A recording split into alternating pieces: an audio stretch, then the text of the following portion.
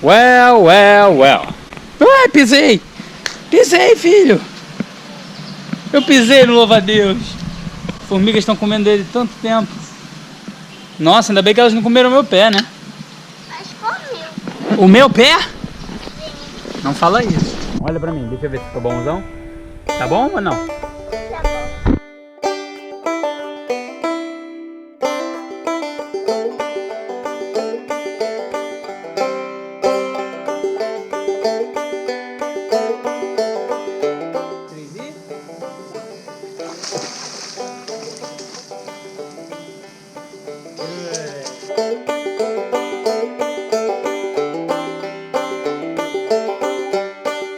Bom dia! Bom dia de Bali! Nossa última semana em Bali, viemos para Uluwatu ou Uluwatu, não sei se faz diferença, que é famosa pelas ondas. Tem muita gente que vem aqui para surfar. A gente até tentou ir pra praia, mas Não deu muito certo. não deu tão certo.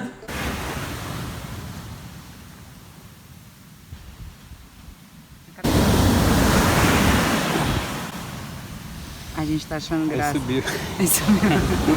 A gente veio aqui numa praia e aí tá super estourando e não tem quase faixa de areia. A gente já chegou, tipo, tem um muro. O Gustavo percebeu que ele tava olhando a cada estouro da água, né? Pra ver se a onda ia pegar melhor. Vocês viram, né? A praia quase não tem faixa de areia, né? E uma das coisas que a gente mais gostou de Bali era porque a comida era muito gostosa. E o hotel que a gente pegou foi muito gostoso. Tinha uma piscina perfeita pra gente relaxar.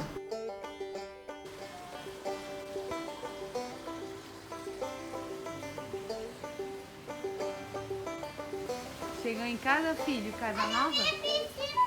Ah, que legal! Você viu? Linda, né? Bem na frente da casa, né? E o que a gente achou aqui na casa? Um besouro. Esse daqui não é besouro, amor. Esse daqui, ele É um é um grilo. Não é um grilo, Nossa, a né? antena dele é tão pesada que ele não consegue nem andar. Mãe, ele assobra assim, ele anda, olha, vê. Filho, vamos conhecer Ah, a casa é nova. verdade. Abre aqui. Vamos abrir? E aí? Uau! Pequenininha. Mas tudo bem. Aí olha que aparece ali. Olha, filhão. Eu vou te levantar. Cuidado, porque ele pode ser nervoso. Uau! Gente, eu incrível, nunca hein? vi essa lagartixa.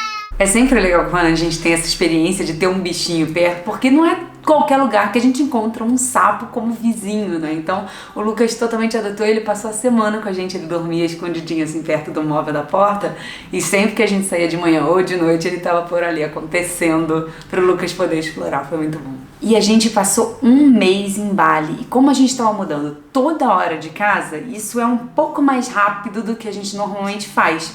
E a gente então aproveitou o Uluwatu para fazer assim bem tranquilo, bem devagar, né? E essa coisa de viajar sem parar, por incrível que pareça, também cansa. Até por isso que a gente gosta de viajar mais devagar e fazer esse modelo de viagem lenta. Então a gente queria passar para vocês as maiores vantagens que a gente vê em fazer uma viagem mais lenta. E assim você vai poder sair de férias e não voltar esgotado pensando que precisa de férias das férias. Que acontece, né? Muita gincana de férias, né? Direto. Vantagem número 1. Visite menos lugares e fique mais tempo se puder. O pessoal muitas vezes faz o seguinte, né? Vai viajar para a Europa, tem 15 dias e passa 3 dias em cada país, 5 dias em cada país. Se a gente fosse dar uma dica, depois dessa nossa experiência de viajar bastante, fique o máximo de tempo no mesmo lugar. Você vai perder por um lado que você vai conhecer menos lugares, mas você vai conhecer os lugares de verdade. Como a gente ficou um mês no Camboja e a gente pôde ver o sol nascer 2 vezes no templo de Angkor. Nossa, foi perfeito aqui. O Lucas falou que era o show do sol. Ou, que nem a gente fez no Vietnã, alugar umas bicicletas e gastar um dia inteiro se perdendo e esbarrar com esses campos de arroz incríveis, coisas que você não iria ver se tivesse com o roteiro todo fechadinho e com pouco tempo. Ou até conseguir tempo pra ir jogar minigolf no Camboja, uma coisa super inusitada. Tchum, tchum.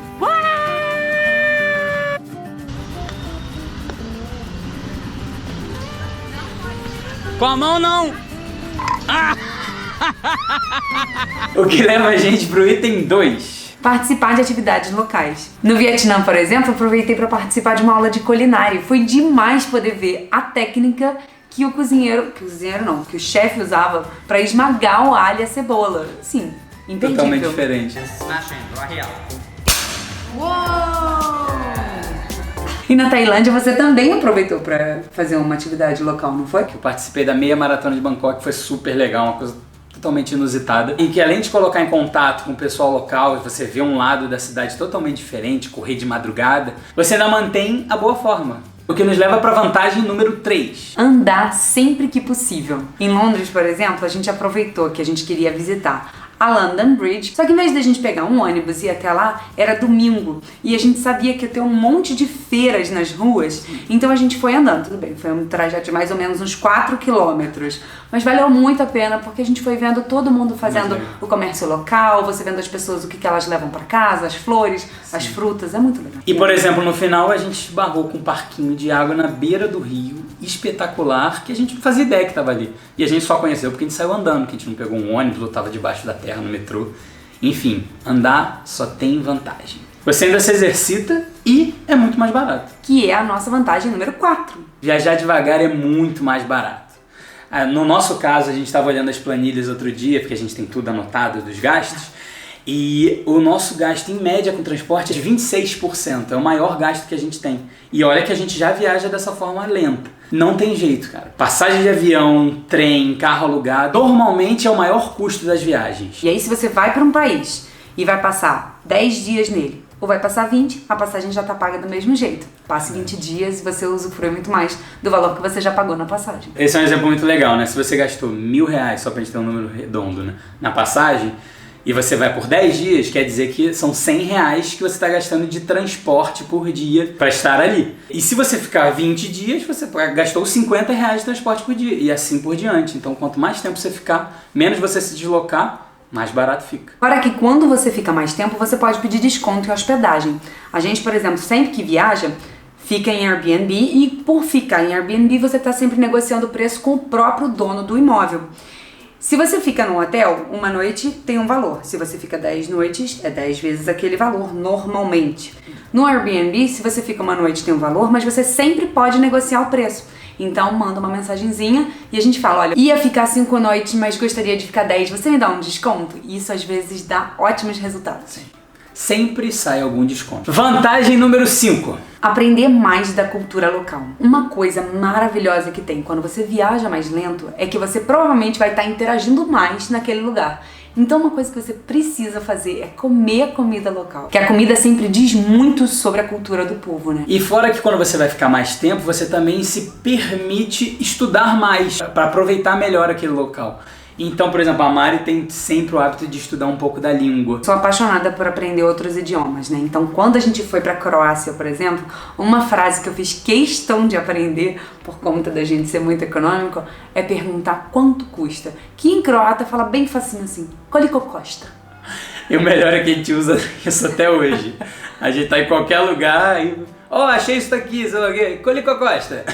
Porque parece meio português, mas é engraçado. O Lucas também na Tailândia, quando a gente tava passando, a gente passou 40 dias lá, ele sempre agradecia bonitinho, falando assim, em tailandês, sawadika, com a mãozinha assim. Isso é muito legal só porque você mostra o quanto você se importa com as pessoas no lugar. E você ter essa abertura te leva para a nossa vantagem número 6. Fazer novas amizades. Quando você está viajando mais devagar e você não está focando em ver todos os pontos turísticos daquele local, aquela correria que a gente está acostumado no turismo normal, você se permite se conectar mais com as pessoas, conhecer melhor, conversar. E no nosso caso foi um monte de gente, né? Teve uma senhorinha chamada Célia, ela é americana, a gente encontrou com ela nas Filipinas, Lucas adotou ela como avó. E depois a gente se encontrou de novo no Vietnã, saímos pra jantar. E essa coisa fica assim. A gente encontra um monte de brasileiro também. Encontramos em Bali. Em Toulouse, quando a gente passou na França. Quando a gente cruzou os canais também, que a gente fez amizade com a Corrine e os amigos dela, que eram da Suíça. Todo lugar que a gente passa, vem um pouquinho de gente junto com a gente. Quando a gente para pra lembrar, a gente sempre recorda desses momentos que a gente teve com as pessoas. Muito mais do que qualquer ponto turístico, qualquer estátua que a gente viu. Número 7. Flexibilidade. Quando você viaja mais devagar, você está aberto para adaptar seu roteiro, seu plano, mudar tudo. Por exemplo, quando a gente estava nos canais da França, que a gente alugou o barco, assim que a gente foi sair com o barco, a gente descobriu que estava tendo greve das eclusas. Então a gente não pôde navegar, a gente teve que ficar ali ancorado. Como a gente não tinha nenhum compromisso, nenhum roteiro preso, a gente simplesmente pegou as bicicletas e foi passear pelo canal. É maravilhoso quando você faz assim, muito mais solto, você aproveita muito mais e você se permite encontrar coisas maravilhosas no caminho. E que te permite viajar de uma forma mais relaxada, mais tranquila. O que nos leva para a nossa vantagem de número 8. Quase errei aqui. Relaxe. Aproveita a viagem, não fica preocupado em fazer checkpoint das coisas, porque as melhores lembranças vão ser das coisas inusitadas que vão acontecer. E um dos principais motivos dessa nossa viagem era participar mais do desenvolvimento do Lucas, dessa fase dele. E a gente só consegue isso relaxando, cara, tendo tempo livre pra estar ali junto dele, curtindo. A gente deixou a lista completa aqui na descrição do vídeo, se você quiser dar uma olhada depois. Aproveita e já deixa um like. E se você tiver alguma outra dica de uma forma como você viaja, coloca também nos comentários pra gente poder ter essa troca. Legal. E pra manter esse ritmo slow, relaxado, vamos conhecer o templo de Uluwatu. Muito legal, muito famoso. Vamos lá recarregar as energias.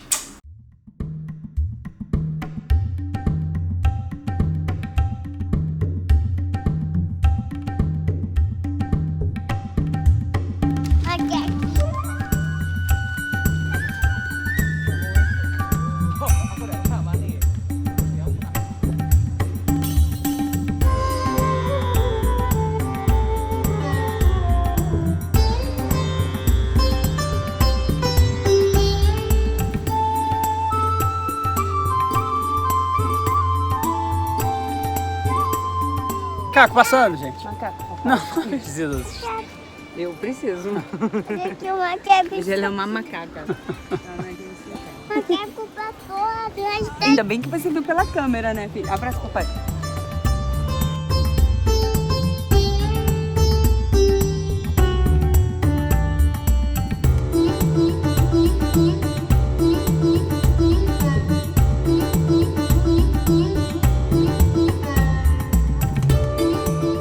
E pra fechar, a gente vai falar quanto custou a nossa semana. A alimentação foi R$ 876. Transporte, 77. Hospedagem, R$ 1.018. Entretenimento, só 10 reais. É isso.